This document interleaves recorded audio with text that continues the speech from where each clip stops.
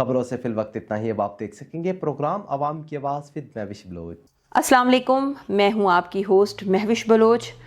मैं प्रोग्राम कर रही हूं आवाम की आवाज़, और हमारे साथ आज जो मेहमान मौजूद हैं जो किसी तारीफ़ की मोहताज नहीं हैं, सरगोदा की शान और असमत की पहचान हैं, इरम हामिद हमीद हमारी साथ मौजूद हैं। आइए इनसे बात करते हैं। मेरे लिए सबसे बड़ी रिगार्ड की बात यह है कि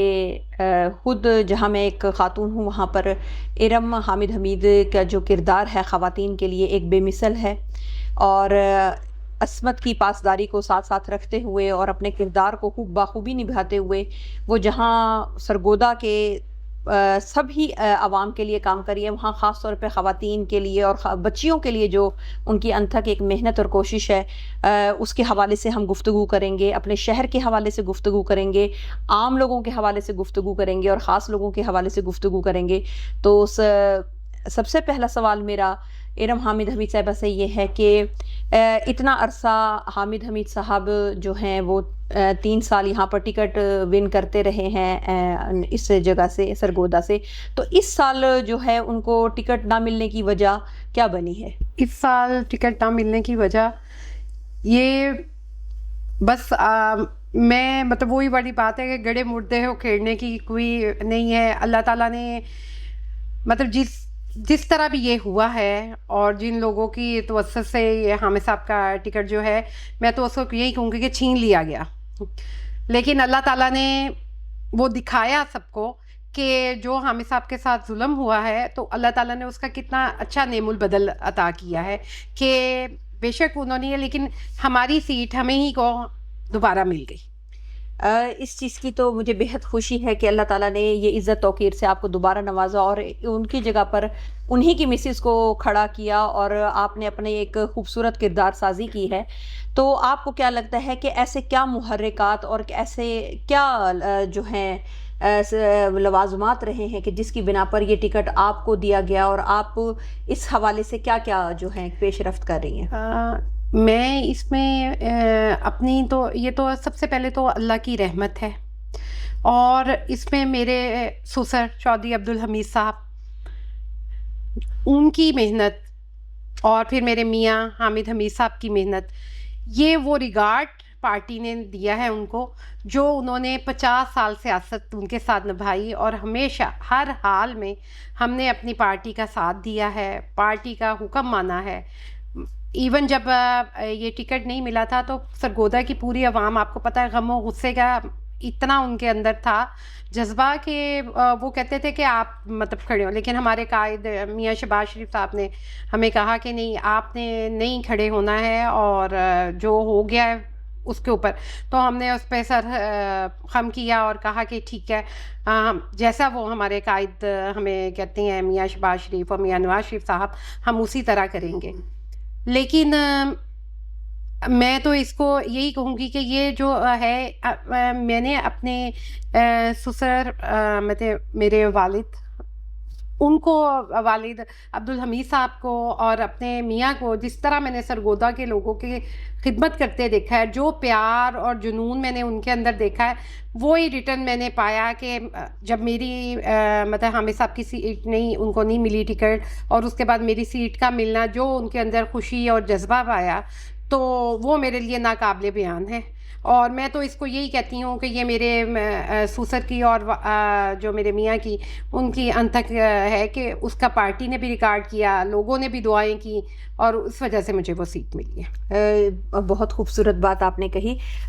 इरम साहबा, एक बात ये बताइए कि मैंने ये तो देखा है कि जब सियासत में मर्द हजरात होते हैं तो उनका जैसे अल्लाह ताला की तरफ से भी है कि दिल फराख होता है कि वो सभी सन्फ के लिए काम करते हैं, मर्द हजरात के लिए भी करते हैं, ख़वातीन के लिए भी, बच्चों के लिए भी। आपको क्या लगता है कि आप जहाँ पर MNA की इस सीट पर हैं, आपको लगता है कि आपने अपना दिल और जहन मर्द हजरात या ताजिर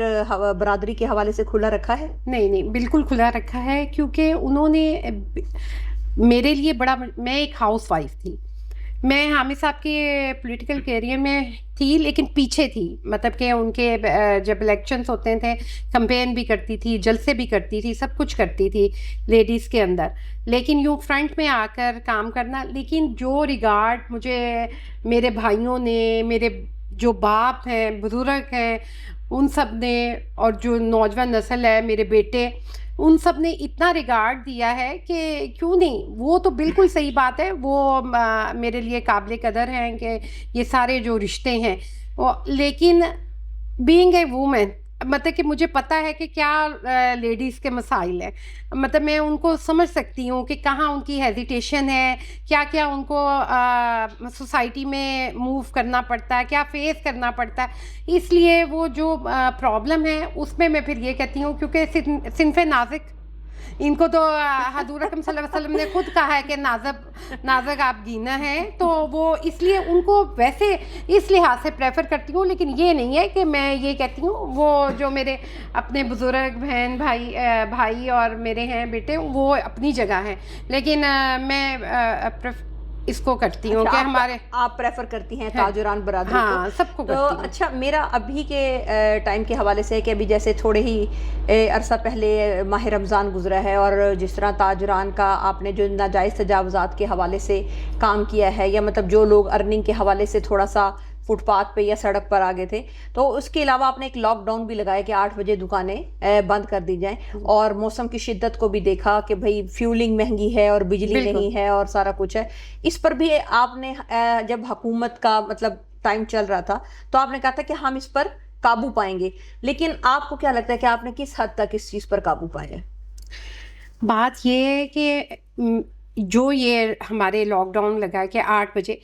اگر ہم اپنے یورپ کی سائٹ پہ دیکھیں, وہاں ہمیشہ, اب میں چائنا گئی اور دوسری یورپین کنٹریز وغیرہ میں سارے گئے, تو وہاں کام جو ہے وہ مغرب تک ٹائم ہوتا ہے. 5-6 بجے آپ کے ساری مارکیٹ سب کچھ بند کر دیا جاتا ہے,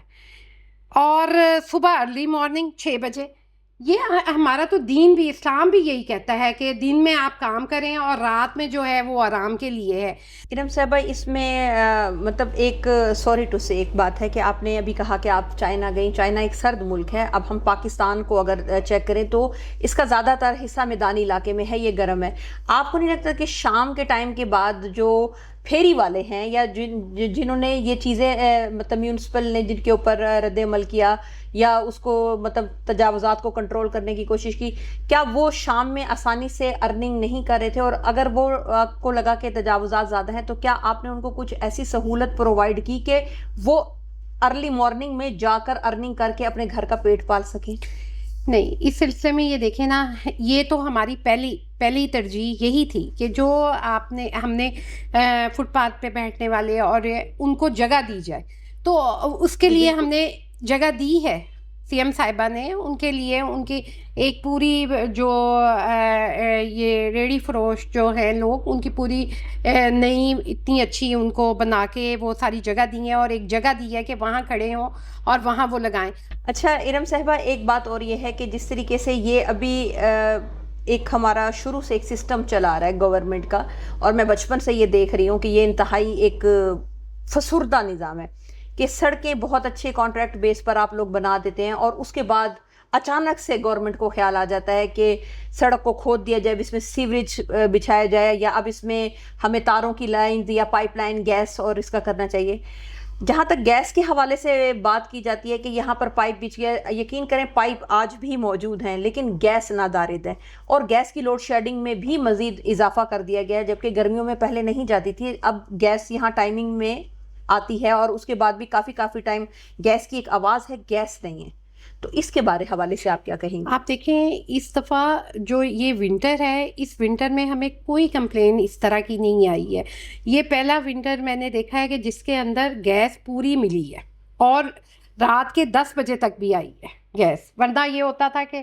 8-8:30 بجے گیس جو ہوتی تھی رات کو نہیں ہوتی تھی, اور پھر صبح. اس دفعہ کافی یہ سلسلہ چلا ہے. لیکن اب جو یہ موجودہ صورتحال ہے, اس میں تو ساری قوم کو یکجان ہونا چاہیے, اور اس بات کو سمجھنا چاہیے کہ یہ جو ایران اور امریکہ کی جو وار کا سلسلہ ہے, اس میں انٹرنیشنلی طور پہ ہر چیز کے اندر یہ جس طرح آپ اب لوڈ شیڈنگ ہو رہی ہے یا کچھ ہے, وہ سارا اس کا افیکٹ پڑا ہے. انشاءاللہ جیسے ہی یہ حالات نارمل ہوتے ہیں, پھر آپ کو دوبارہ ہر چیز اسی طرح ملے گی اور ساری انشاءاللہ بہتری ہوگی. میم بجلی کے حوالے سے بھی میں ایک بات یہ کرنا چاہوں گی کہ جہاں لوڈ شیڈنگ کا اتنا کہا گیا کہ بھئی لوڈ شیڈنگ نہیں ہوگی یا اس کے لیے، تو اس کے لیے آپ نے کنسیشن دینے کے لیے اگر ہم لوگ سولرز بھی کرتے ہیں تو جو چیز ہمارے پاس کم ہوتی ہے تو اس کا جب ہم آلٹرنیٹ لیتے ہیں وہ اس سے بھی زیادہ کاسٹلی پڑتا ہے، جبکہ ہمیں خود بھی گورنمنٹ کو بھی پتہ ہے کہ ہمارا ملک ایک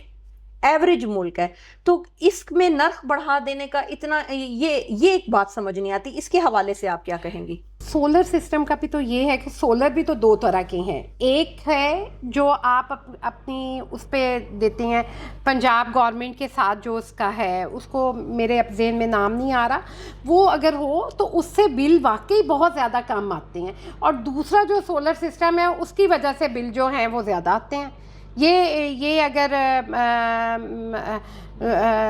عوام جو ہماری ہے وہ اس کو دیکھ کر اس کو لگائے تو پھر کوئی اس کا نہیں ہوگا کہ کم آئے گا۔ سولر سسٹم جو ہے وہ واقعی افیکٹو ہے۔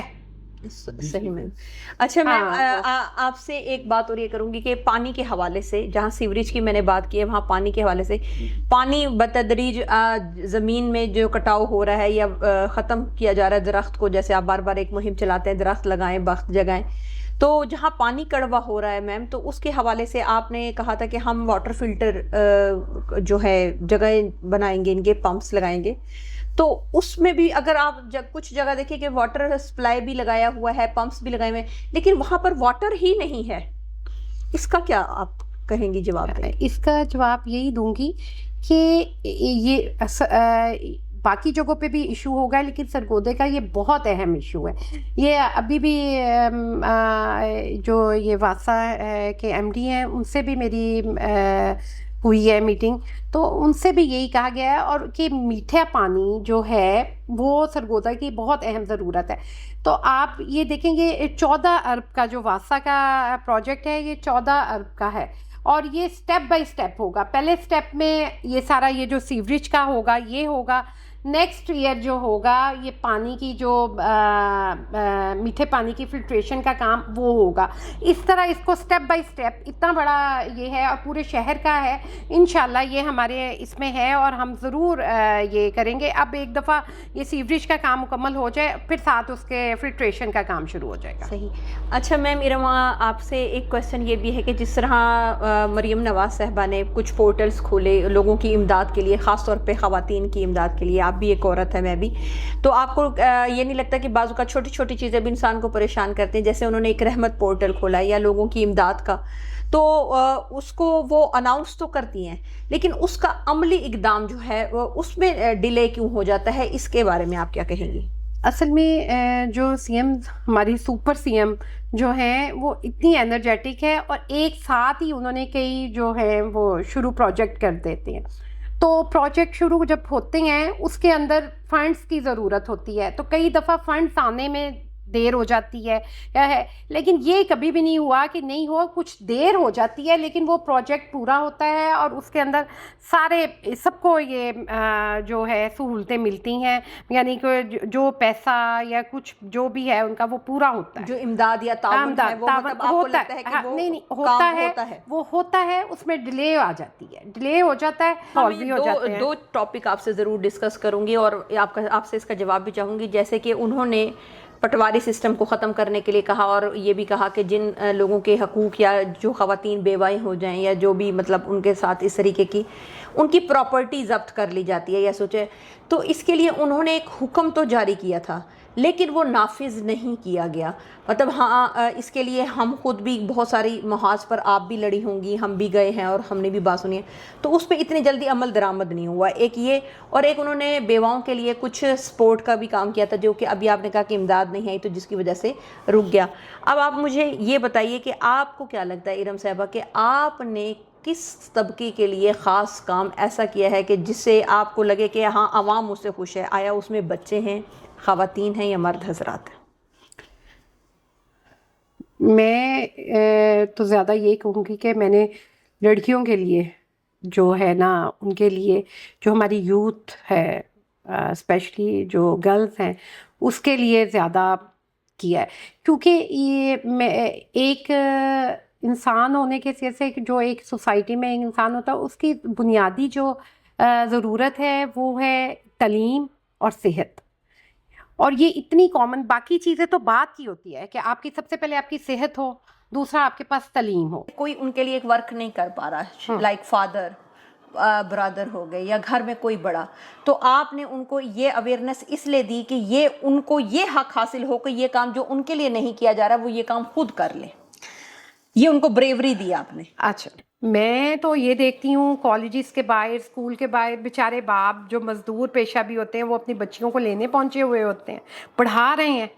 جی ان کے لیے جان مار رہے ہیں. تو وہ تو پھر آپ کو پتہ ہے کہ جہاں ہے. لیکن انشاءاللہ مجھے تو پوری امید ہے کہ ایک وقت ایسا آئے گا کہ جو بیکورڈ علاقے بھی ہیں وہاں بھی یہ بات پہنچ جائے، کیونکہ ہمارا تو دین خود عورت کو بہت عزت اور مقام دیتا ہے. اور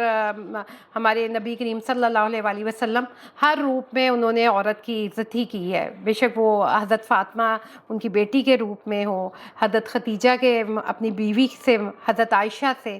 مطلب کہ کوئی بہن ہو تو وہ دیکھیں ان کی بہن نہیں تھی لیکن رضائی بہن جب آئیں تو انہوں نے اس کہا کہ آپ کیوں آ گئی ہیں، کہ آپ ویسے کہہ دیتی ہیں تو میں سارے قیدی رہا کر دیتا. تو جب ہمارا مذہب، مطلب کہ ہماری، آپ دیکھیں نا کہ ہماری بات کرنے کے لیے ہمارا ایک پیچھے ایک مطلب پورا کمپلیٹ ایک ہمارے پاس ایک نصب العین ہے، ایک اخلاق موجود ہے کہ مطلب ہمارا تو ہے اسلام سے بات شروع ہوتی ہے اور اسلام پہ ہی ختم ہوتی ہے کہ ہمیں تو اپنے کوئی لا بنانے کی، اپنی کچھ کرنے کی کوئی ضرورت نہیں ہے، کیونکہ جو ہمارے نبی کریم صلی اللہ علیہ وسلم نے کہہ دیا وہی ہمارے لیے سب کچھ ہے، حرف آخر ہے. میڈم ارم، آپ نے اسپورٹس کے حوالے سے بھی خواتین کے لیے کچھ عملی کارکردگی دکھائی تھی، اس کے حوالے سے بھی ہمیں بتائیے. وہ پنکس گیم کا، جیسے آپ کو پتہ ہے کہ ہماری سی ایم صاحبہ نے نا بہت اچھا ان کا یہ انیشیٹو تھا، انہوں نے پنک گیمز کے نام سے لیڈیز کے لیے سپورٹس کا سارا لاہور میں ایک بہت بڑا ایونٹ کروایا تھا. تو اس کے حوالے سے ہر جو پنجاب کی ڈسٹرکٹ ہے ادھر سے گئے تھے. تو سرگودا ڈسٹرکٹ کا جو پنک گیمز کا تھا وہ میں نے اس کو کیا تھا، دیکھا تھا، اور یہاں سے گئی، اور وہ پنکس گیم میں ہماری چیسٹ کی جو ہے ٹیم وہ جیت کے آئی. اس کے علاوہ اس نے گولڈ میڈل لیا ہے اور پھر سلور میڈل بھی لیے ہیں. اس طرح سرگودا میں بہت جو ہے اس نے بہت اچھی اپنی دکھائی ہے کارکردگی گیمز کے اندر لیڈیز نے. ارم صاحبہ، میں آپ سے یہ بھی پوچھنا چاہوں گی کہ جس طرح عام لوگ تو سروائیو کر لیتے ہیں، محنت بھی کر لیتے ہیں، یا چلے صبر کر لیتے ہیں، کچھ کرتے ہیں، آپ نے جو ڈسیبل طبقہ ہے جس میں خواتین بھی ہیں، مرد بھی ہیں اور بچے بھی ہیں، ان کے حوالے سے کچھ کارکردگی دکھائی ہے، کچھ کارسازی کی ہے، وہ اس کے حوالے سے بالکل. ڈسیبل بچوں کے حوالے سے